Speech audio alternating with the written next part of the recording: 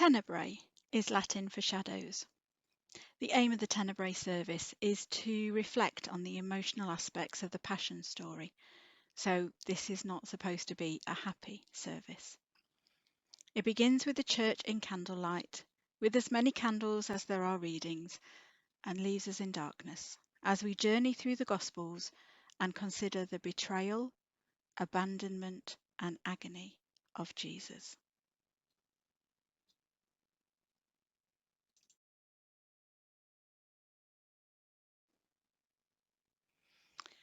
Tenebrae is a prolonged meditation on Christ's suffering. Successive readings trace the story of Christ's passion, while reflective music, silence, imagery, and ever-encroaching darkness suggest the drama of these momentous events. When the final candle is extinguished, leaving the congregation in near total darkness and near total devastation, the service ends. There is no benediction, and the people leave in silence.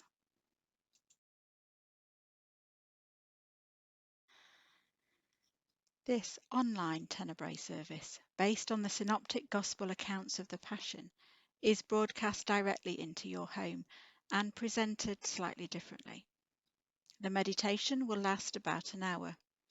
Each section contains a collection of readings and a time of reflection, which includes artwork by the French painter James Tissot from the Brooklyn Museum exhibition, The Life of Christ.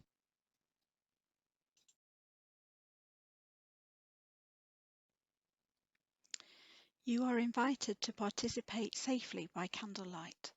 Up to 8 tea lights or battery candles are ideal, by extinguishing each of yours in turn as they are snuffed out on the screen.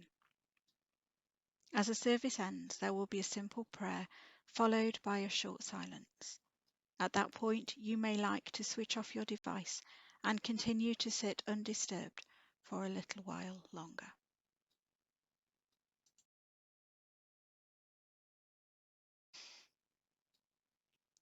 And so we begin. We pick up the narrative in the book of Matthew, 2 days before the start of Passover.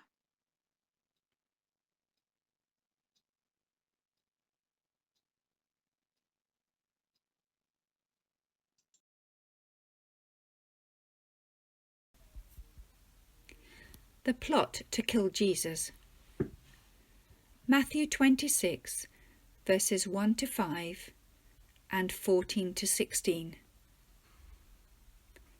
When Jesus had finished saying all these things, he said to his disciples, "As you know, Passover begins in 2 days, and the Son of Man will be handed over to be crucified."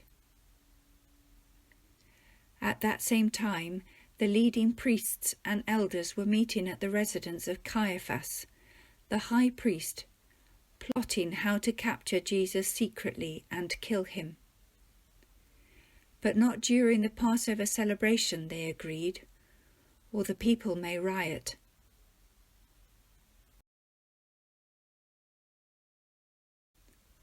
Then Judas Iscariot, one of the 12 disciples, went to the leading priests and asked,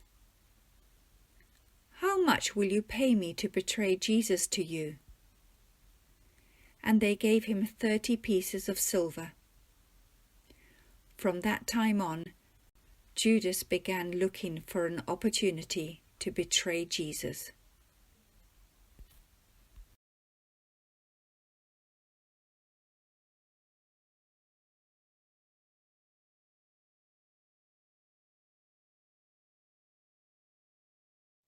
The Last Supper, Luke chapter 22, verses 7 to 23. Now the festival of unleavened bread arrived, when the Passover lamb is sacrificed. Jesus sent Peter and John ahead and said, "Go and prepare the Passover meal, so that we can eat it together." When the time came, Jesus and the apostles sat down together at the table. Jesus said, I have been very eager to eat this Passover meal with you before my suffering begins. For I tell you now that I won't eat this meal again until its meaning is fulfilled in the kingdom of God."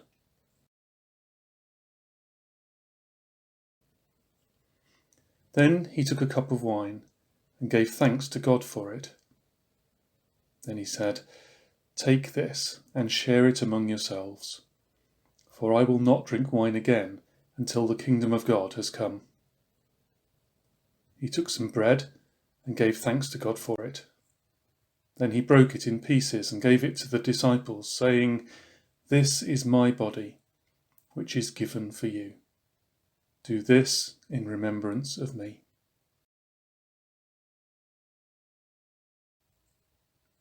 After supper, he took another cup of wine and said, "This cup is the new covenant between God and his people, an agreement confirmed with my blood, which is poured out as a sacrifice for you.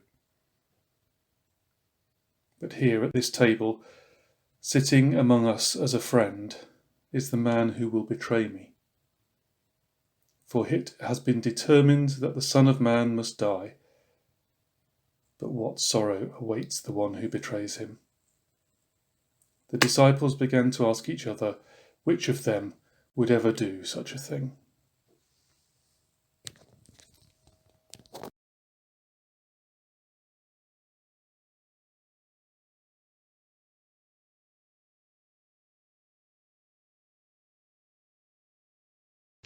Jesus predicts Peter's denial. Matthew 26, verses 31 to 35. On the way, Jesus told them, "Tonight all of you will desert me, for the scriptures say, 'God will strike the shepherd, and the sheep of the flock will be scattered.' But after I've been raised from the dead, I will go ahead of you to Galilee and meet you there." Peter declared, "Even if everyone else deserts you, I will never desert you." Jesus replied, "I tell you the truth, Peter, this very night, before the rooster crows, you will deny 3 times that you even know me." "No," Peter insisted. "Even if I have to die with you, I will never deny you." And all the disciples vowed the same.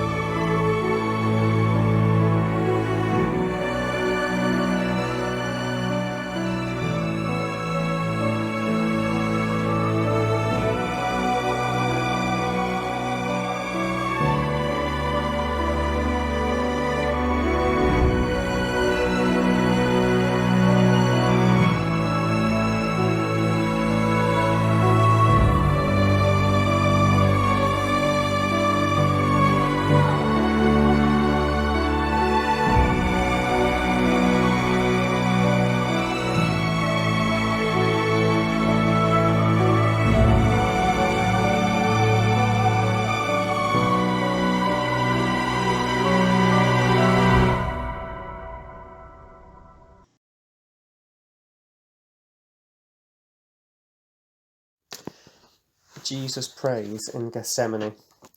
Mark 14, verses 32 to 42. They went to the olive grove called Gethsemane, and Jesus said, "Sit here while I go and pray." He took Peter, James, and John with him, and he became deeply troubled and distressed. He told them, "My soul is crushed with grief to the point of death. Stay here and keep watch with me." He went on a little farther and fell to the ground.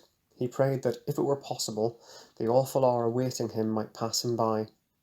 "Abba, Father," he cried out, "everything is possible for you. Please take this cup of suffering away from me. Yet I want your will to be done, not mine."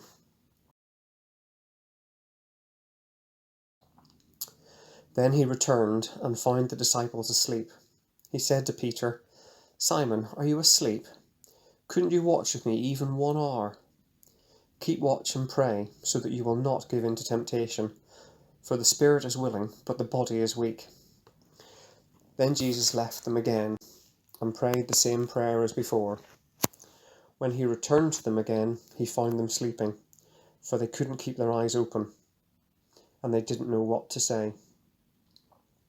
When he returned to them the third time, he said, "Go ahead and sleep. Have your rest." But no, the time has come. The Son of Man is betrayed into the hands of sinners. Up, let's be going. Look, my betrayer is here.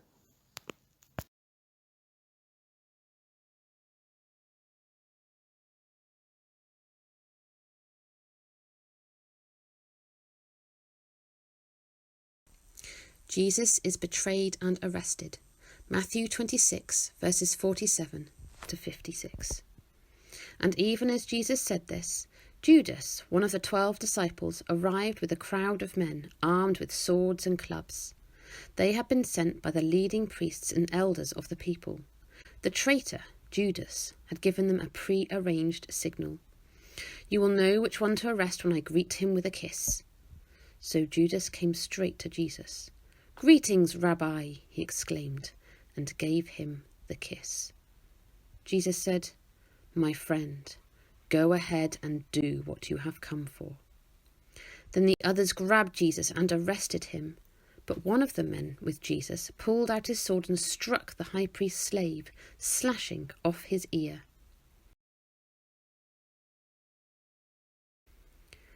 "Put away your sword," Jesus told him. "Those who use the sword will die by the sword.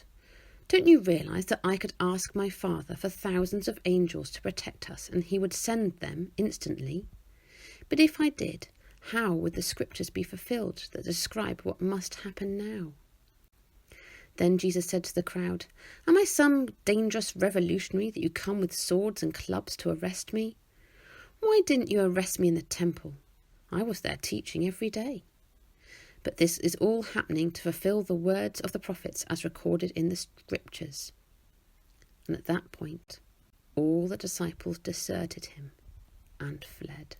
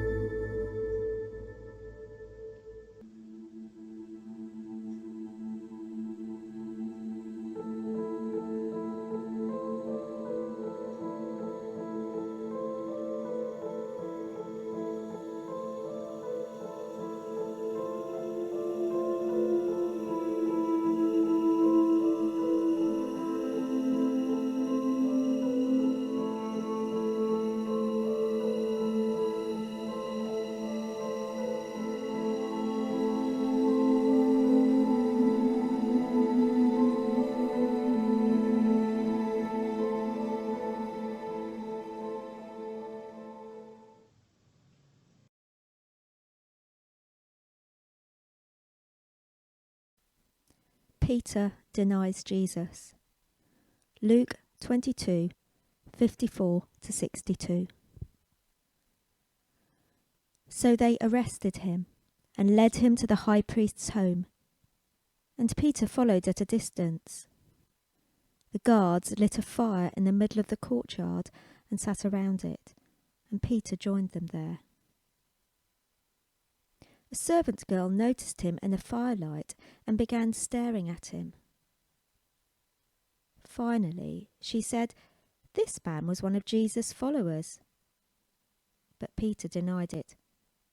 "Woman," he said, "I don't even know him." After a while, someone else looked at him and said, "You must be one of them." "No, man, I'm not," Peter retorted.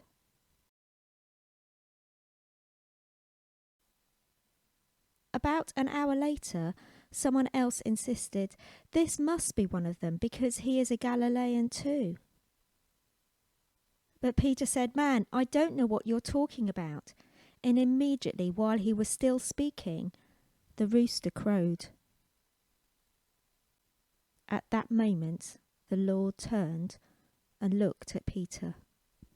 Suddenly, the Lord's words flashed through Peter's mind. "Before the rooster crows tomorrow morning, you will deny 3 times that you even know me." And Peter left the courtyard, weeping bitterly.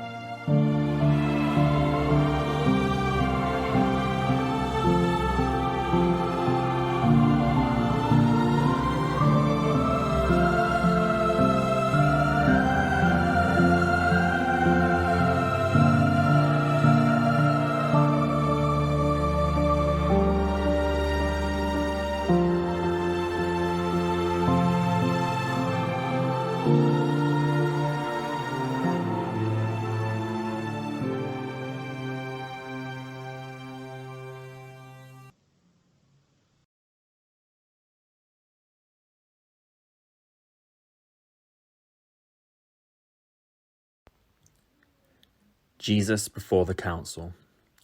Mark chapter 14, verse 55 to 65. Inside, the leading priests and the entire high council were trying to find evidence against Jesus so they could put him to death. But they couldn't find any. Many false witnesses spoke against him, but they contradicted each other. Finally, some men stood up and gave this false testimony. "We heard him say, 'I will destroy this temple made with human hands, and in 3 days I will build another made without human hands.'" But even then they didn't get their stories straight. Then the high priest stood up before the others and asked Jesus, "Well, aren't you going to answer these charges? What do you have to say for yourself?" But Jesus was silent and made no reply. Then the high priest asked him, "Are you the Messiah, the Son of the Blessed One?"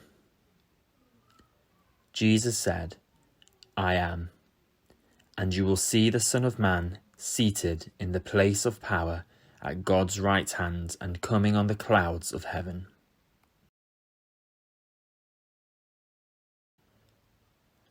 Then the high priest tore his clothing to show his horror and said, "Why do we need other witnesses? You have all heard his blasphemy. What is your verdict?" "Guilty," they all cried. "He deserves to die." Then some of them began to spit at him, and they blindfolded him and beat him with their fists. "Prophesy to us," they jeered, and the guards slapped him as they took him away.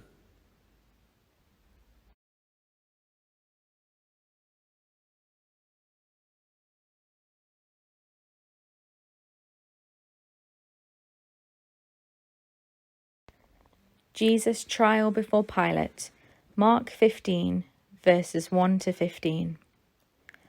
Very early in the morning, the leading priests, the elders, and the teachers of religious law, the entire high council, met to discuss their next step. They bound Jesus, led him away, and took him to Pilate, the Roman governor. Pilate asked Jesus, "Are you the king of the Jews?" Jesus replied, "You have said it." Then the leading priests kept accusing him of many crimes, and Pilate asked him, "Aren't you going to answer them? What about all these charges they are bringing against you?" But Jesus said nothing, much to Pilate's surprise. Now it was the governor's custom each year during the Passover celebration to release one prisoner, anyone the people requested. One of the prisoners at that time was Barabbas, a revolutionary who had committed murder in an uprising. The crowd went to Pilate and asked him to release the prisoner as usual. "Would you like me to release to you this King of the Jews?" Pilate asked, for he realized by now that the leading priests had arrested Jesus out of envy. But at this point, the leading priests stirred up the crowd to demand the release of Barabbas instead of Jesus. Pilate asked them, "Then what should I do with this man you call the King of the Jews?" They shouted back, "Crucify him!" "Why?" Pilate demanded. "What crime has he committed?"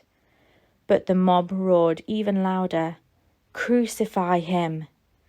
So, to pacify the crowd, Pilate released Barabbas to them. He ordered Jesus flogged with a lead-tipped whip, then turned him over to the Roman soldiers to be crucified.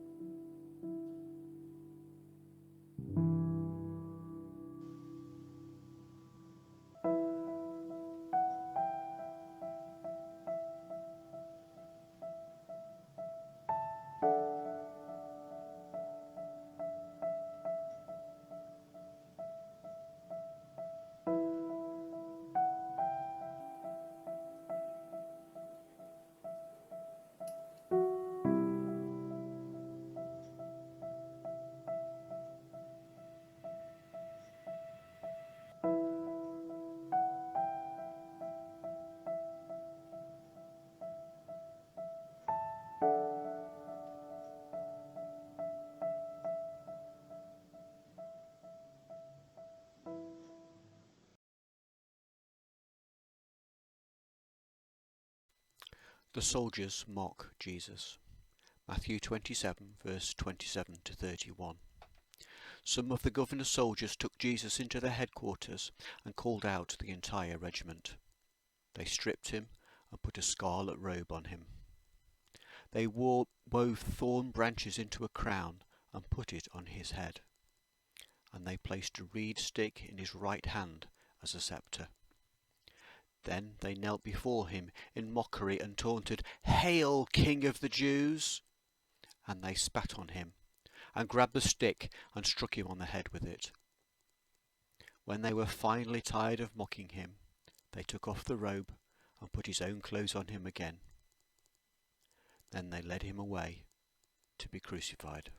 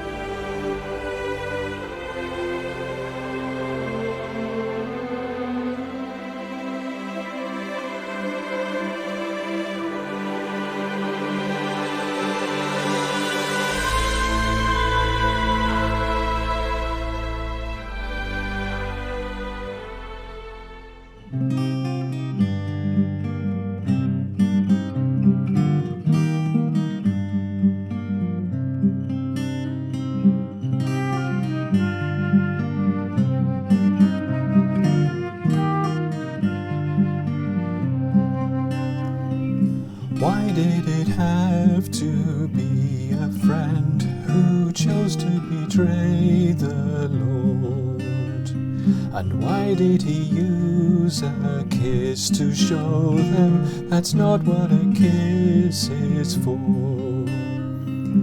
Only a friend can betray a friend. A stranger has nothing to give, and only a friend comes close enough to ever cause so much pain.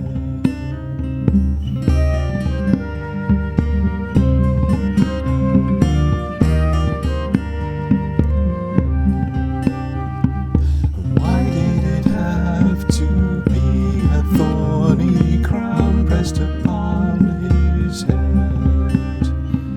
It should have been a royal one, made of jewels and gold instead.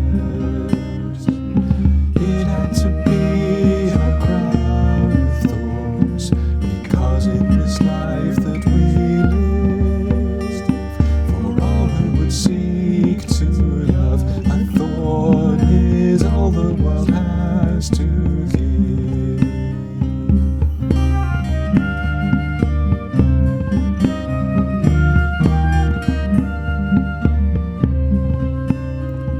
And why did it have to be a heavy cross he was made to bear?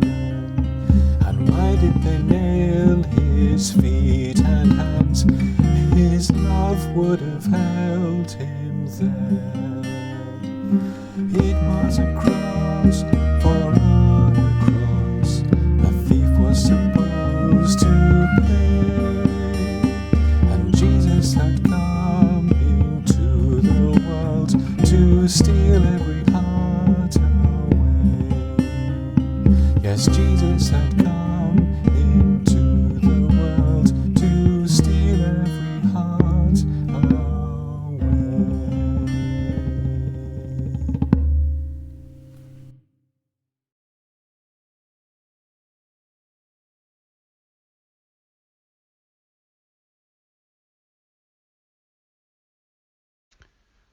The Crucifixion, Matthew chapter 27, verses 32 to 44. Along the way they came across a man named Simon, who was from Cyrene, and the soldiers forced him to carry Jesus' cross.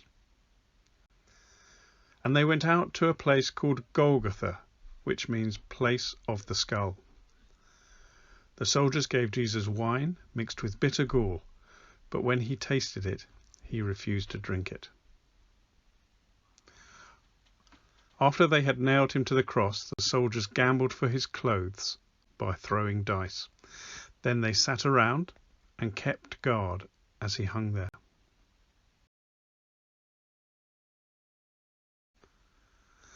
A sign was fastened above Jesus' head, announcing the charge against him. It read, "This is Jesus, the King of the Jews." 2 revolutionaries were crucified with him, one on his right and one on his left.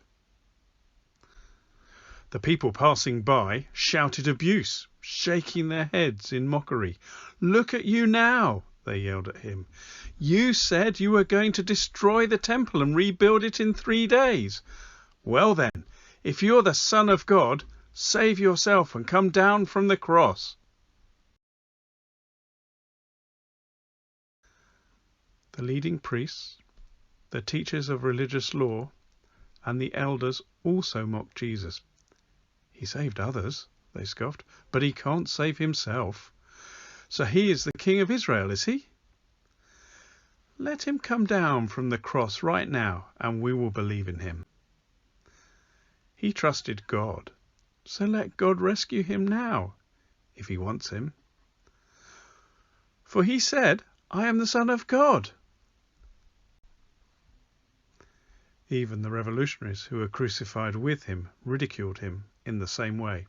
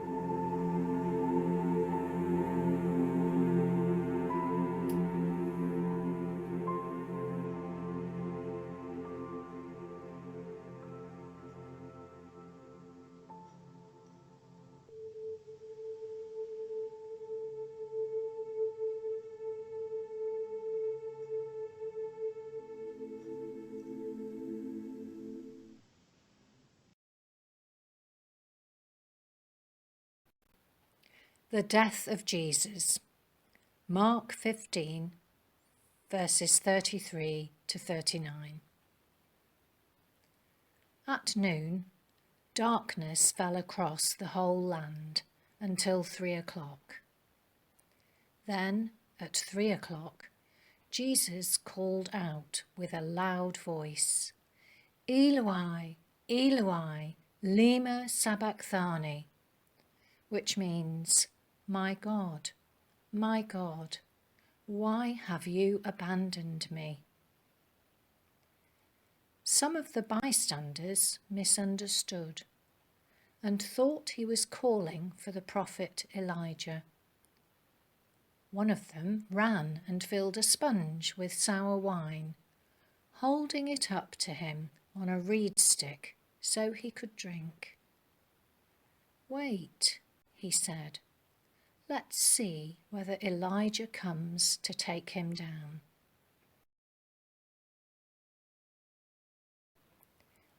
Then Jesus uttered another loud cry and breathed his last.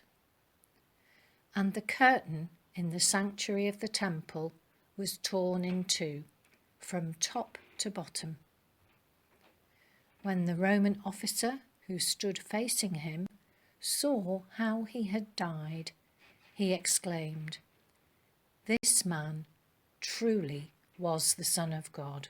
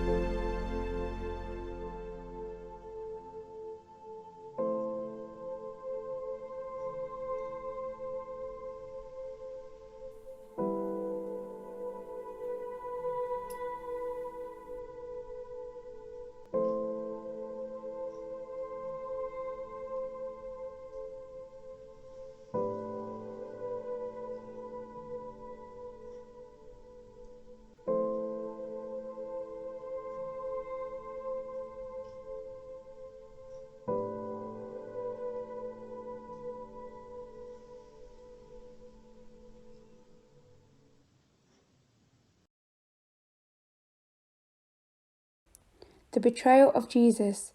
Luke 23, verse 50 to 54. Now there was a good and righteous man named Joseph. He was a member of the Jewish High Council, but he had not agreed with the decision and actions of the other religious leaders. He was from the town of Arimathea in Judah, and he was waiting for the kingdom of God to come. He went to Pilate and asked for Jesus' body. Then he took the body down from the cross and wrapped it in a long sheet of linen cloth and laid it in a tomb that had been carved out of rock. This was done late on Friday afternoon, the day of preparation, as the Sabbath was about to begin.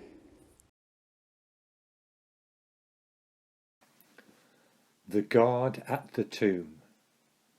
Matthew 27, verses 62 to 66. The next day, on the Sabbath, the leading priests and Pharisees went to see Pilate. They told him, "Sir, we remember what that deceiver once said while he was still alive. After 3 days, I will rise from the dead. So we request that you seal the tomb until the 3rd day. This will prevent his disciples from coming and stealing his body and then telling everyone he was raised from the dead. If that happens, we'll be worse off than we were at first." Pilate replied, "Take guards and secure it as best you can." So they sealed the tomb and posted guards to protect it.